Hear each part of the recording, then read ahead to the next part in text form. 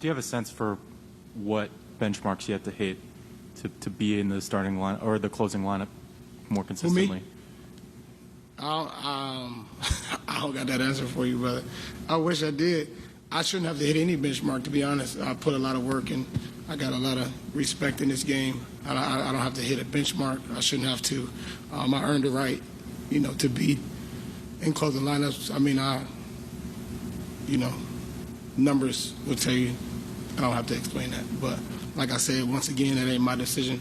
That's his decision that he and the staff think is best for the game. And unfortunately, just kind of just got to go with it and figure it out the best way I can and be there for my teammates as much as I can and make sure I come to work and do my job as a professional. I mean, we all have a lot of respect for Russell Westbrook, right? I mean, we're talking about, the James Harden stuff. That guy shows up and plays every single night, but it obviously isn't working and doesn't fit. What should they do? So here's a few things. So there are a lot of people who don't get a chance to play in the professional ranks and think, why does a player care if he starts or coming off the bench or not? It's a bruise to your ego as a player. Take it from somebody that's been benched before. You take it as a demotion. It's happened to me before in Chicago when I was the best player on the team, but I responded. The only time, my career high at Michigan is the only game I came off the bench. And I say that to say this, you have to take a benching in stride because that's what I believe they should do. He's a ball-dominant player. LeBron needs the ball. AD needs the ball. You need to put him with the second unit. So all of the fans in LA that have been booing Russ, this is where you get to the mental, physical, psychological, spiritual part of the game. Those same fans, when you bring him off the bench, they're going to be clapping as he runs to the scorer's table.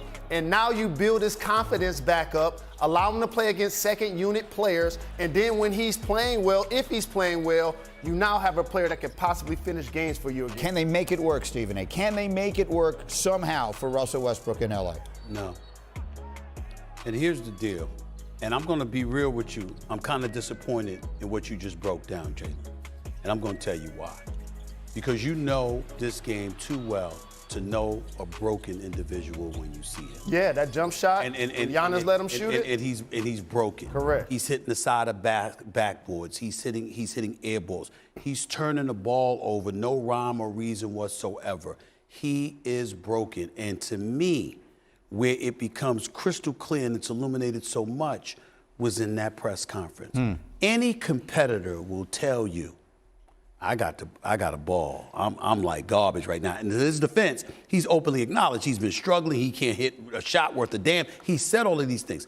But to say, my resume, my record, that's why I should be in the game late, as opposed to what I've been doing is what you feel entitled to, as opposed to your work, your efforts speaking for itself or your production. You can't do that. This should have been taken care of 50 games ago. Yes. I sat here week one. You did. And said, put him on the second unit. But I disagree, For though. every reason that Jalen said, you disagreed then. But it's clear now. Yeah, now. Stephen A., he started 55 games. Right. He didn't need to start 55 games. He doesn't need to lead the league in minutes played. Right. He needs to play with, let me put some glasses on, Malik Monk, THT, right. Howard, Melo. Yes. Because now he's the ball-dominant guy, and he would have the ball. You can't sit up there with a straight face and act like walking into the season without a game being played. Russell Westbrook, future Hall of Famer. Yeah. Go to the bench for Malik Monk. Yeah. You can't do that at the beginning of the season. Sure you can. You can do it now. You can do it now. You They can't should walk have into been the doing it from week one. No. If Now, I that's can blasphemous. see it, you've been blaming Frank Vogel for some stuff, and I've been protected. I've been defending him.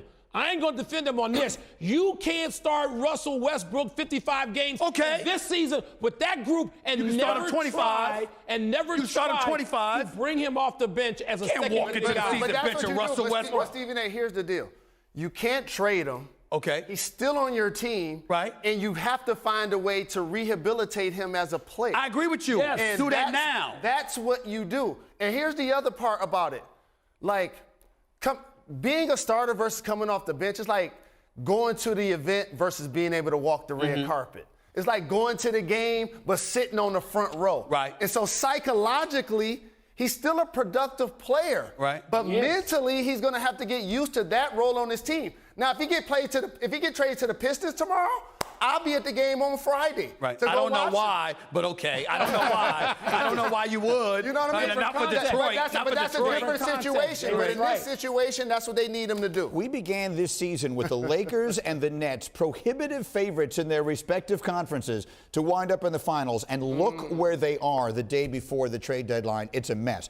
That the Lakers now are looking in any way they can to try and move on from Russell Westbrook. What should we be thinking about as far as the possibilities there? Well, a Russell Westbrook trade, which I think is highly unlikely, that would not include Alec Burks of the Knicks, a Dennis Schroeder of the Celtics. But those are the players that the Lakers have been inquiring about, among many, this week. And those are players that the Lakers have tried to be engaged with in possible deals, but nothing to do with Russell Westbrook. I think right now what the Lakers have to offer, Talen Horton-Tucker, their 21-year-old guard forward, he's been available in trade talks. They're limited because of how their roster is constructed, salary, so many players on veteran minimums, and of course, Russell Westbrook's contract, $47 million player option next year. The Lakers, their focus is really around the edges, and those are the kind of deals they've been talking to teams with and talking about. There is very unlikely dramatic change coming to this Laker team at the deadline.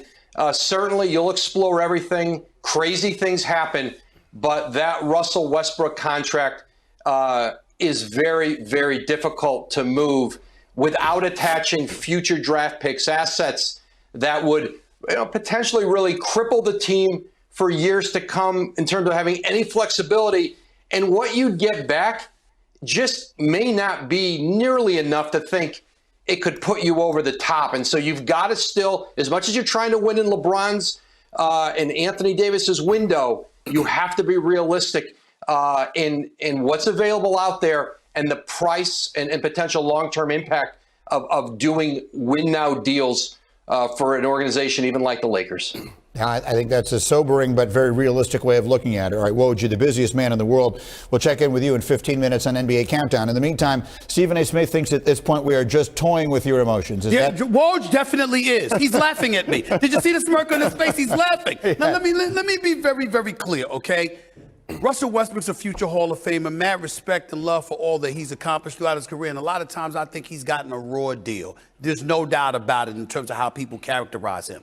But the one thing that is undeniable, especially at this particular moment in time, is what I said weeks ago. The brother can't shoot. And God forgive me for saying this, but we got enough people in the New York Knicks organization that can't shoot. I don't need another person who can't shoot. Now, I know he could play. He'd instantly be the best player on the team, but I need another shooter. You know what I love about this? Yes. The Knicks and the Lakers are just moving chairs around the deck of the Titanic. Yeah. They don't matter. Neither team matters. They only matter in New York and L.A. And we're sitting here in L.A. and see Jalen and I in the states that Stephen A. would like to. We're home for the flyover states. We're happy because the Lakers and the Knicks are worthless, Stephen A. It doesn't matter. And the rest of the nation doesn't care. So, Jalen, you just heard Woj say the overwhelming likelihood is they can't trade Russell Westbrook to anybody. So what do they need to do? I'll tell you something that the Lakers could do tonight to make the same fans that were booing Russell Westbrook cheer him. Bring him off the bench. Yes, they should have been doing this. Why didn't they? We're 55 games in. Why haven't they tried that? And the psychology of that for him playing against second-line players gives him a chance to be the primary ball handler. You build his confidence back up, and then maybe he can actually finish games. All right, let's see what they can do. We'll try and get Stephen A. back with us. Countdown's coming your way in 13 minutes. The NBA, the roster is not working. That was the buzz around the Lakers after last night's troubling loss to Giannis and the Bucks. With the trade deadline less than 24 hours away, LA facing some serious questions about retooling LeBron after last night's L. Yeah, it tells us we ain't on their level. I mean, I'd have told you that before the game started. Do you think you can reach that level? Where they are right now? I don't know. Do I think we can reach the level where Milwaukee is right now? No. That would